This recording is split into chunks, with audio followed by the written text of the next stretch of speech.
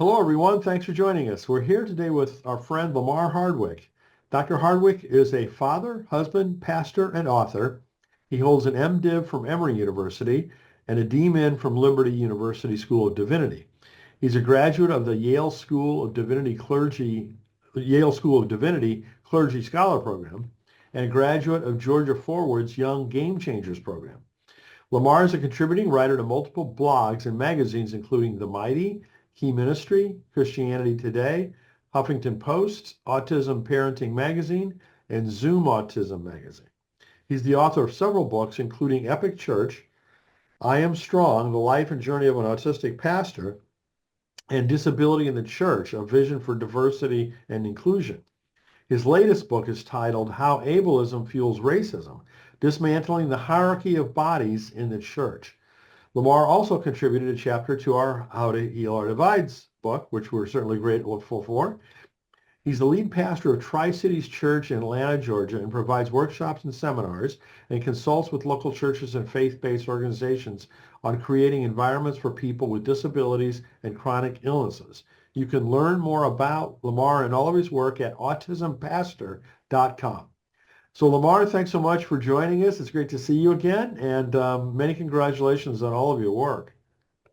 Thanks for having me. It's been a while, but glad to get back together again. Absolutely, absolutely. I've been looking forward to this. Is there anything else you'd like people to know about you? It's a great introduction. I will make a note that I did recently retire Mm. uh, from pastoring. I say retire, semi with air quotes, because I'm still doing work. I stepped down as a lead pastor of Tri-Cities Church, Okay. but I still, do things there and preach there on occasionally. I just decided, because of ongoing cancer treatments, that they needed someone who could dedicate their energy full time to that, and I just didn't feel like I was able to do that. So that's just one change that recently happened. At the end of 2023, beginning of 2024 is when I stepped down. Okay. Yeah. Well, I know you've had a lot of health challenges, so I'm sure that that made sense. Yeah, yeah. And like I said, we're still involved there. Uh, the people still call me pastor, even though I'm not. So, it's still a great relationship. I just knew that they needed somebody who could dedicate more time than I was able to do. So, Well, once a pastor, always a pastor, I think, right? yeah, the people won't let you not be their pastor. So, So before we get into the new book, can you tell folks a little bit about your previous books? yeah, so the one preceding How Ableism Fuels Racism was Disability in the Church. That one won a Choice Award from IVP. And that one came out in 2021. And I go to that one because I had a vision actually to write a trilogy. Mhm. So Disability in the Church would have been the first of those. And in that one, I was really writing to a pretty general audience, although I wanted to write it in a way where, quote unquote, lay leaders and key volunteers in churches could read it, could understand it, but also get it into the hands of their pastors or church leaders and say, hey, this is something that won't take you long to read. And it's very interesting, but it also helps us to understand issues of disability and how the church can do better. And I, gave a vision. And so a lot of people would say, well, the book didn't tell us, how to set up a sensory room or how to how wide should our hallways be to accommodate wheelchairs? And I have to tell them that that wasn't really the intent of the book. If you read the tagline, it's a vision, right? And so I wanted to create a book that gave people an idea of how to have a vision and how to change the culture of their church so that they can be more accommodating to people with disabilities and their families. And so that would have been the first of the trilogy. My two other books are much older, both being published and released in 2017. One was just a rewrite of my dissertation, so it's not a very well-known book, not something that I promote a lot. And then there was the one that kind of started it all, which is I Am Strong, The Life and Journey of an Autistic Pastor. That one to this day still does pretty well. Well, Uh, and it really was me probably maybe I started writing it maybe a year after I was diagnosed, and I was diagnosed on the autism spectrum as an adult. And so you get a lot of my earliest thoughts and a lot of my journey very, very early on. And so I'd like to think that I've grown since then and I've learned some new things about disability and myself, but that book still continues to do well because I think it's pretty vulnerable, pretty raw, but at the same time you get a good sense of my journey and where I've come from and how I got my diagnosis and what I was intending to become at that time. So it's kind of fun to look back on that book, which is now uh, 7 years old, 8 years old. So yeah. it was a pretty unique book too, and you've got a unique story, right? So, I mean, I think that both of those things really resonate with people. Yeah, and it still does. And sometimes, as an author, know this well, you go back and you look at something that you wrote and you're like, oh, I wish I could rewrite that again. Sure, Uh, sure. so I think I'm probably a little bit harder on myself than most people are. Authors always are harder on Yeah, themselves. because it continues to sell. I'm like, well, people still like it. Um, so maybe I'm just being a little too hard on myself. Well, I'll make the same suggestion that I made to one of your friends a couple weeks ago, which is to write kind of, if you are interested in this, kind of a how-to book that helps Hmm. churches with the very practical aspects of Hmm. accommodating people with disabilities. I interviewed Sarah Griffith Lund, who Okay. I know is a friend of yours too. She just came Mhm. out with her book Blessed Minds. Right. And so I made the suggestion to her too, about the value that I would see in kind of a how-to. Mm. If churches have bought into the whole idea of becoming more, welcoming and accommodating to people with disabilities, then how do they do it, right? I mean, what are the Right. practical steps that they should think about taking? So anyway, Hmm. just an Yeah. idea. Yeah.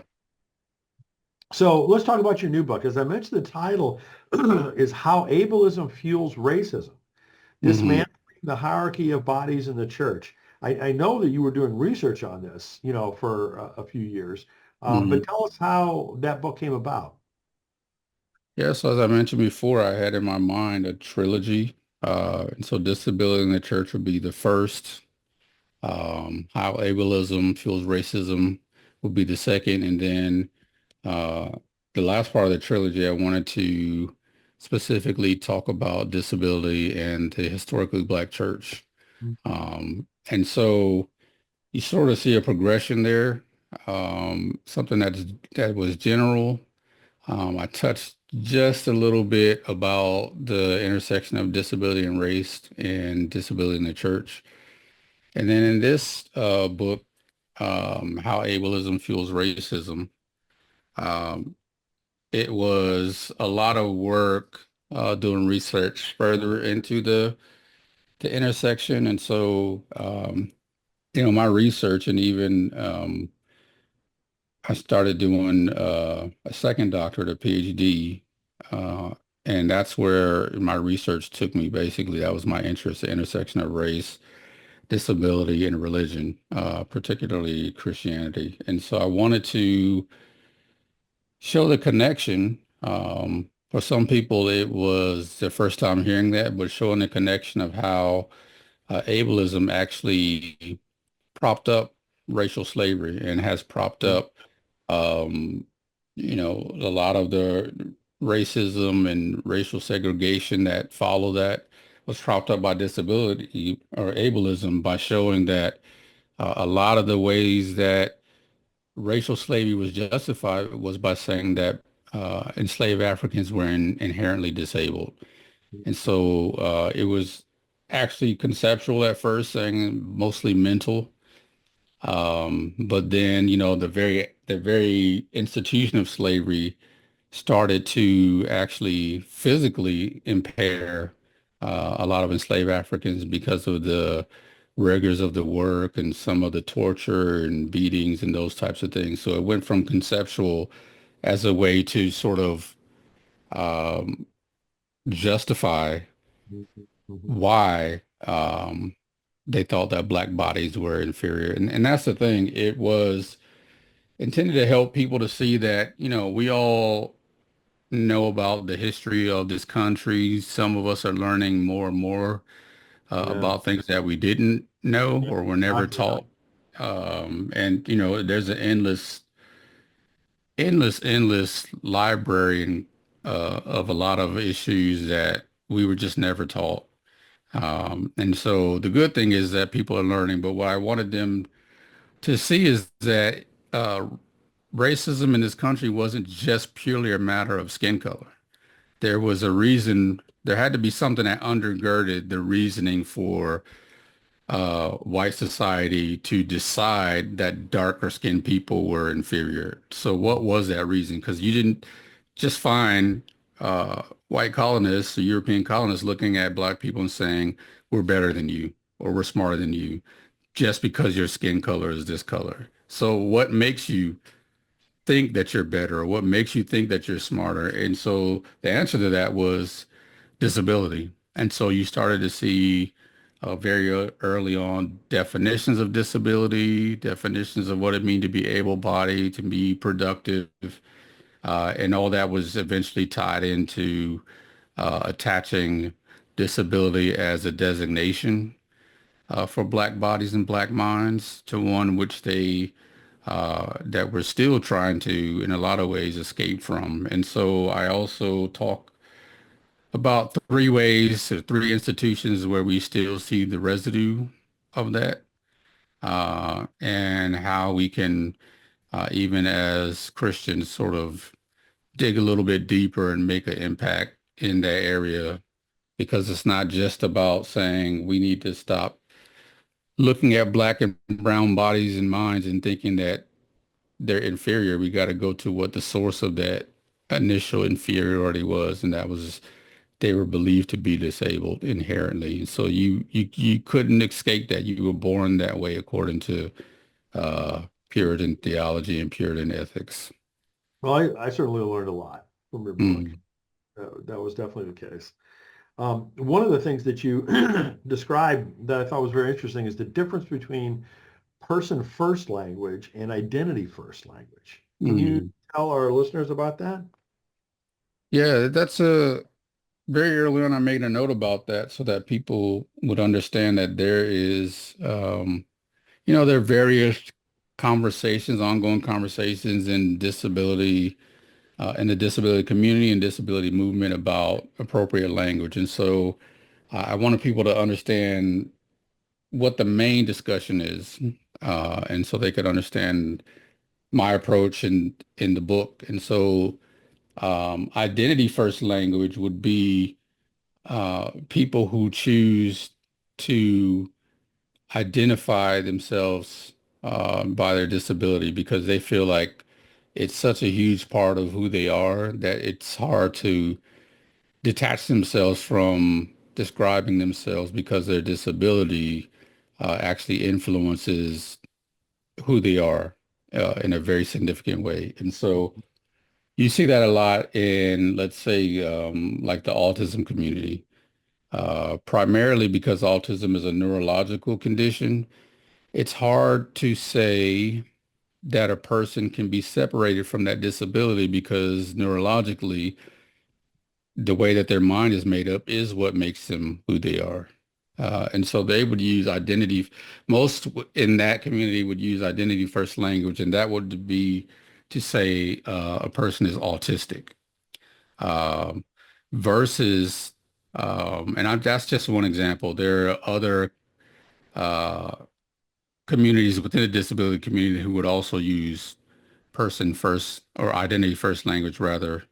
Uh, but I use that as an example. And so the antithesis of that would be person first language, which is a theory that a person is more than their disability or they're not primarily identified by their disability. And so that camp seeks to put the person first and not the disability first. And so that's where you get person first language. And that would be someone you would say is a person with autism versus a person who is autistic. And so those are the differences. Identity first would say, I'm autistic. Person first would say, I'm a person with autism. Mhm. So in the book, you discuss this interesting concept of a disabled God. Can you talk about what Mm. that means? Yeah, so that's actually a concept that began with the late Dr. Nancy Eastland, who attended and taught at Candler School of Theology. Well, I know Mm, she taught there. I think she attended there too. And she, eventually passed away. She was born with a congenital disability that made mobility a challenge, and she had a host of other significant challenges that came along with her disability. But she first introduced that concept back in 1994, believe it or not. And she talked about sort of reimagining God, especially for those in the disability community, as a God who's disabled because it provides uh, not just an image, but also the development of a theology that's centered around um, a disabled God. And so she really develops that idea and that concept, and a lot of disability theologians like myself have picked up on it and expanded on it. But she develops it by looking at the post-resurrection body of Jesus mm, that still bore the marks, and so of his crucifixion.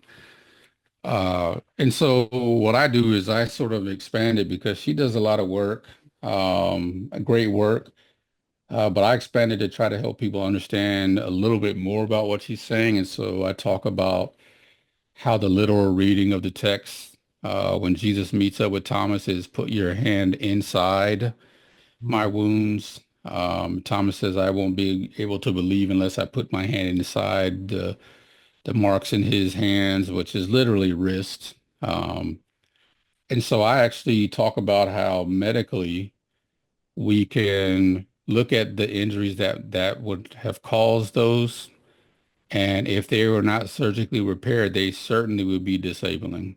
mhm, And so you look at now the post-resurrection body of Jesus through Eastland and some of the expansion of her work from disability theologians like myself, and I contend that, if it wasn't Jesus's body in any other human body, we know that those marks that we have called marks or wounds, those spots, if not healed, would have disabled his body. And so I actually talk about how, the wrist has up to 9 tendons, and the way that the Romans did the crucifixion, piercing those with a very hefty looking spike would actually sever most of those, if not all of those tendons. And if they're not healed, that would certainly disable yeah, his hands.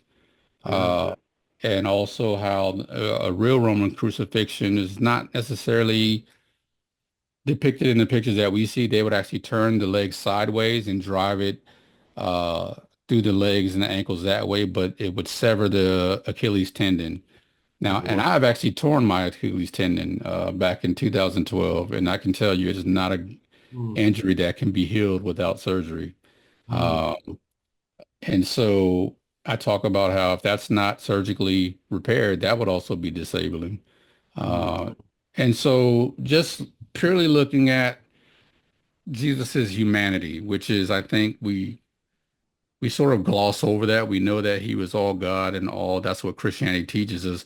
But we gloss over the fact that he did inhabit a human body, and the things that would have been done to that human body, if not surgically repaired, would certainly be disabling.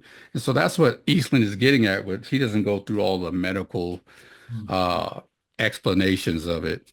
She assumes that people know what she's talking about the marks of his impairment. And so looking at the disabled God provides a whole new avenue of thinking theologically about God, uh, about the way that um, even though we know that Jesus reverses death, he seems to make a conscious decision to retain his disability. Mm. And so that's something that we have to reckon with. And I contend that in that people who have despised bodies, not just as the disabled, but in any age of life, who are the people who have despised bodies according to civilization. And those would be theologically, those would be the bodies that um, God is showing solidarity with in the reversal of death, but the retention of disability.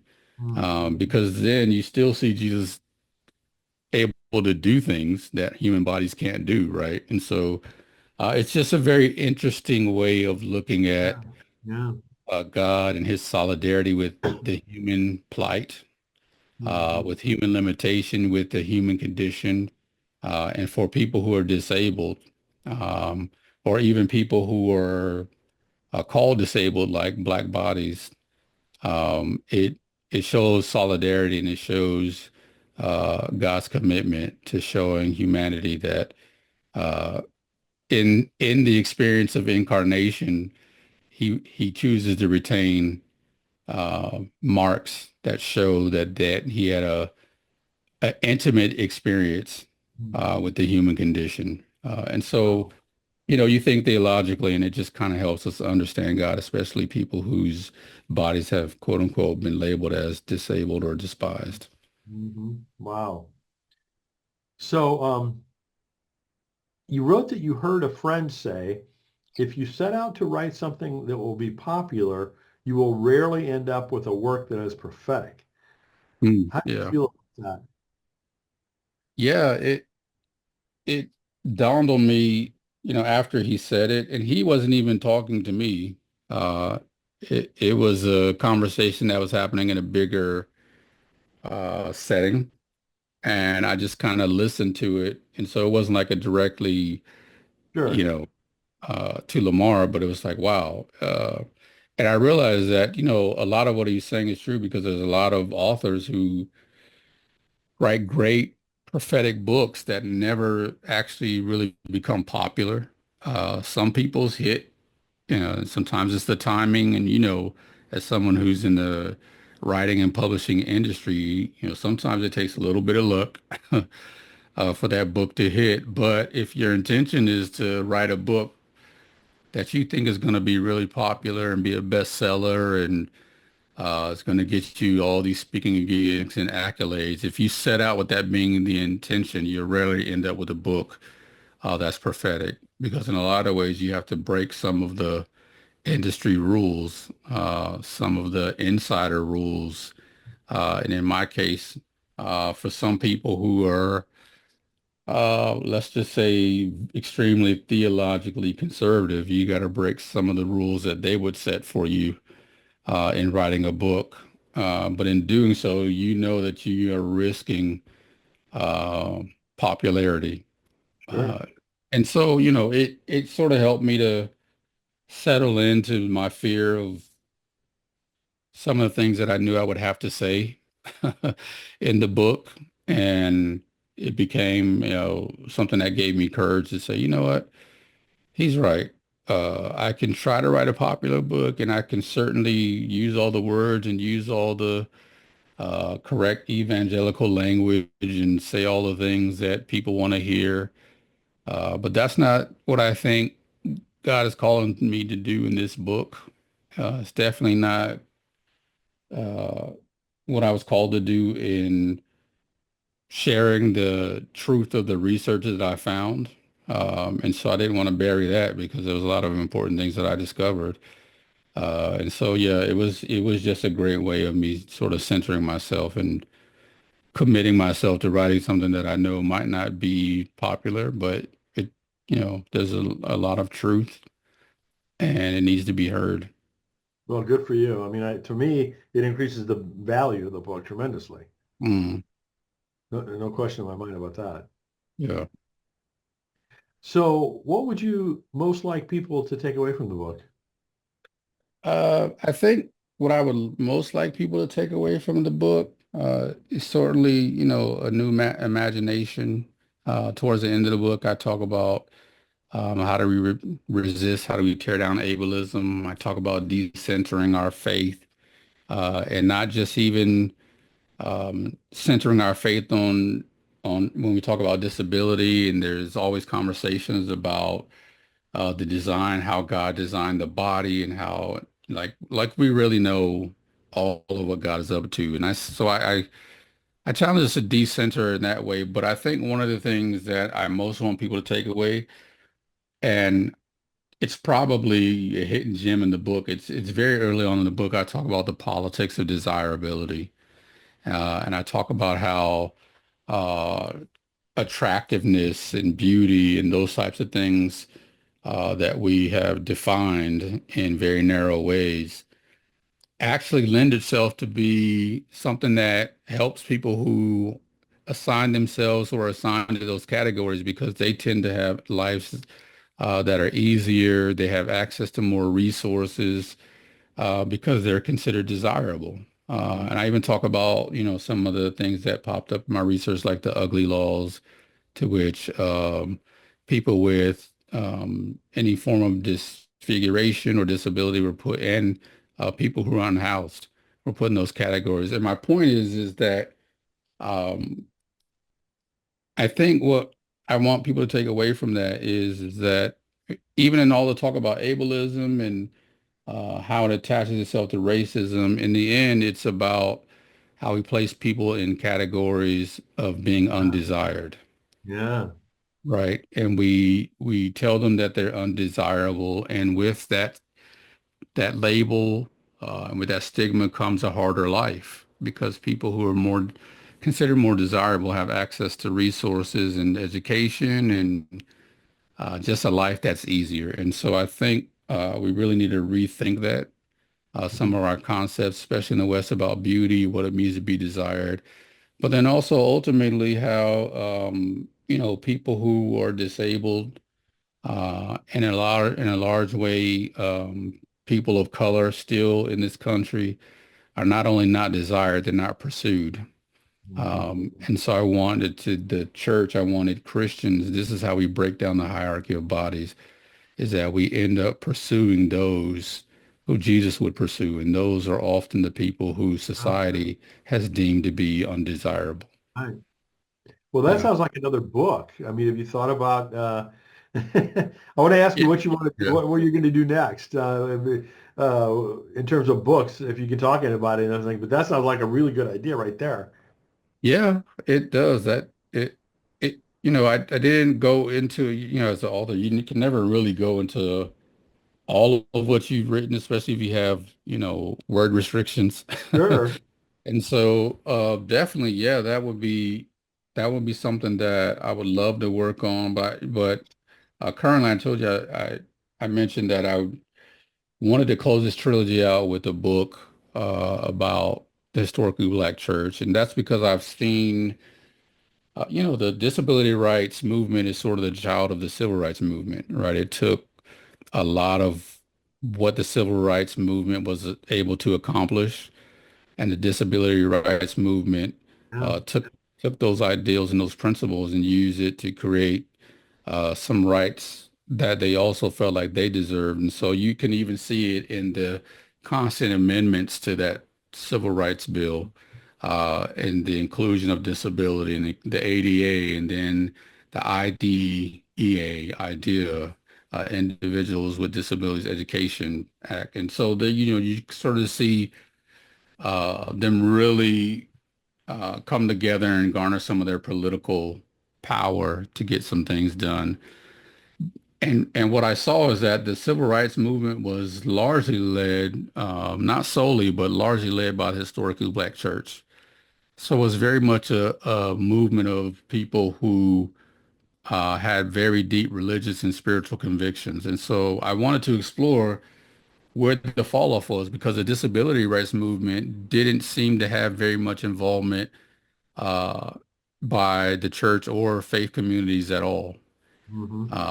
And so that was the one thing that they didn't take from the civil rights movement was the religious community and the spirituality of a group of people um, who not only knew that they needed political power, but that search for equality came from their convictions that were found in the scriptures, that they were equal to white people and they wanted to have the same rights and privileges. And so it was very much a faith movement. And so I wanted to explore that, but also use that as an opportunity to look at what were some of the things that we can extract from the historically Black church to ignite a passion for the church today to pick up on the not just the civil rights movement, but the disability rights movement, because we have a lot of work to do. Our churches have not been as inclusive of the disability community, and I wanted to see what was the spiritual practices and the spiritual lives of the historically Black church leaders and the way that they moved through the civil rights movement. And what are some of those ideas that we could, bring to the church today Wow. and say, hey, we need to move in the same way that the historically Black church moved and its leaders, because for them, it came from a place of their faith convictions. And Mhm. so why don't we have the same conviction today Yeah. and, Yeah. and including people with disabilities? And I contend that there's a spiritual element that was left out, Yeah. and I so the think that's church is excellent. trying to catch up. So Yeah. that's what that book is going to be about. I actually wrote half of it. I actually did a proposal and got an offer.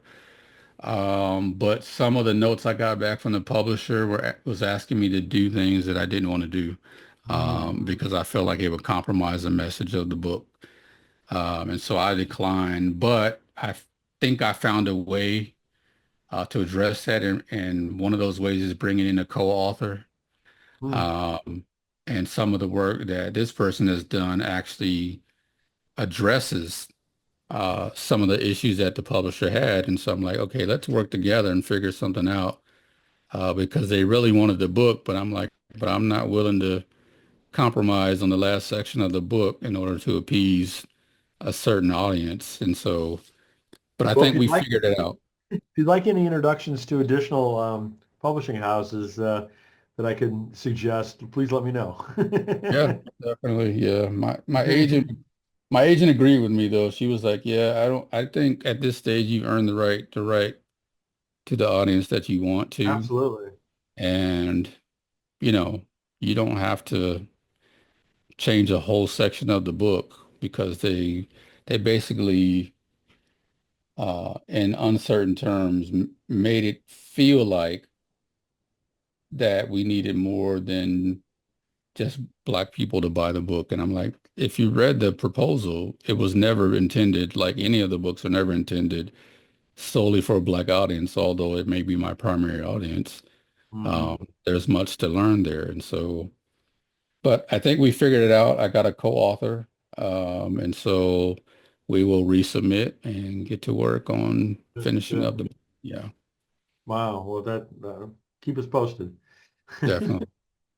Well, Lamar, thank you so much for all of your work. I really appreciate you sharing your book and your thoughts with us, and I really wish you the best going forward, both book-wise and health-wise. Thank you. I appreciate it. Again, the title of Lamar's latest book is How Ableism Fuels Racism, Dismantling the Hierarchy of Bodies in the Church.